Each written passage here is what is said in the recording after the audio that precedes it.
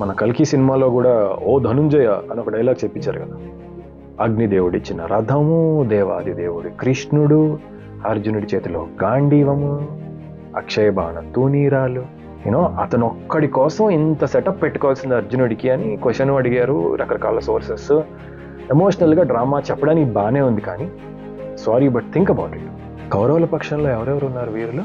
ఇచ్ఛాన్మరణం భీష్ముడు. ఆయనే ధనస్సు పట్టుకుని నేను ఉంటానని నిలబడితే ఎవడు పడగొట్టలేడు. 2 ద్రోణుడు, ఆయన చేతిలో ధనస్సు ఉన్నంత వరకు ఎవరు చంపలేరు. కృపాచార్యుడు, అశ్వత్థామ, చిరంజీవులు, వీళ్ళందరితో పాటు కర్ణుడు. ఇటు సైడ్ ఎవరున్నారండి? అర్జునుడు ఒక్కడు. అర్జునుడి మీద ఎంత ప్రెషర్ ఉంది. ఆయన ఎంత వీరుడు కాకపోతే ఇంత బ్యాటింగ్ ఆర్డర్. అంటే 96 ఆస్ట్రేలియా టీం ఇది లిటరలీ 96 ఇండియా టీం. భీముడు గొప్ప యోధుడు, ఐ గెట్ ఇట్, బట్ ధనుర్వేద పరంగా ఇక్కడ సచిన్ టెండూల్కర్ ఒక్కడే ఉన్నాడు. ఈ నోట్ అయితే మ్యాచ్ కట్టేయడమే. ఇంకా మీరు అది ఎప్పుడైనా గుర్తించారా? Did you ever give value to it? ఇన్నుంటే కానీ కర్ణుడిని ఏం చేయలేరు. కర్ణుడు ఒక్కడి గురించి కాదు అవన్నీ. ఇన్ని తట్టుకోగలగాలంటే అర్జునుడికి అవంతా ఉండాలి.